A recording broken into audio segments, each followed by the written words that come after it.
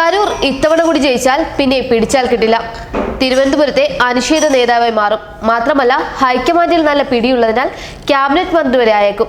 അതെല്ലാം മനസ്സിലാക്കിയാണ് തലസ്ഥാനത്തെ ചില കോൺഗ്രസ് നേതാക്കളും പ്രവർത്തകരും അടിപ്പണി തുടങ്ങിയത്. ശബരിമല ഇഫക്റ്റിൽ കുമ്മനം കൂടുതൽ വോട്ട് പിടിച്ച് ജയിച്ചു കയറിയെന്ന് വരുത്തി തീർക്കുകയാണ് ഇവരുടെ ശ്രമം. ഇതോടെ ശക്തമായ താക്കീതുമായി KPCC രംഗത്തെത്തി.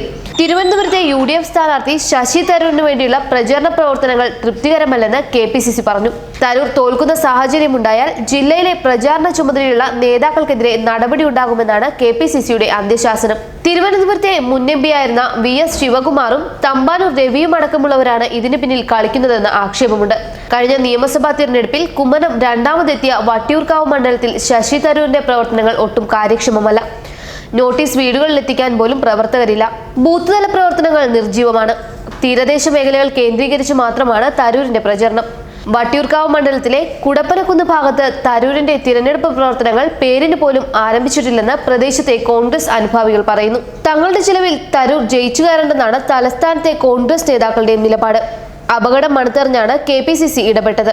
ഇത് സംബന്ധിച്ച് തരൂർ കേന്ദ്ര തിരഞ്ഞെടുപ്പ് സമിതിക്ക് പരാതി നൽകുമെന്നും അറിയുന്നുണ്ട്. ആരുടെയും ഔദാര്യത്തിന് കാത്തു നിൽക്കാത്തയാളാണ് തരൂർ. അതുകൊണ്ട് DCC പ്രസിഡന്റ് നെയ്യാറ്റിൻകര സനൽ അടക്കമുള്ളവരെ ചൊൽപ്പടിക്ക് നിൽക്കാൻ തരൂരിനെ കിട്ടില്ല. അതൊക്കെ പല നേതാക്കൾക്കും ഇഷ്ടമല്ല.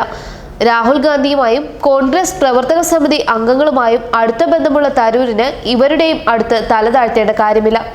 ഇങ്ങനെയൊക്കെയുള്ള സംഗതികളാണ് ജില്ലയിലെ കോൺഗ്രസ് നേതാക്കൾക്ക് പിടിക്കാത്തത്. തരൂർ ശബരിമല പ്രശ്നത്തിൽ ശക്തമായ നിലപാട് എടുത്തില്ലെന്ന് വരെ ചില നേതാക്കൾ പ്രചരിപ്പിച്ചു.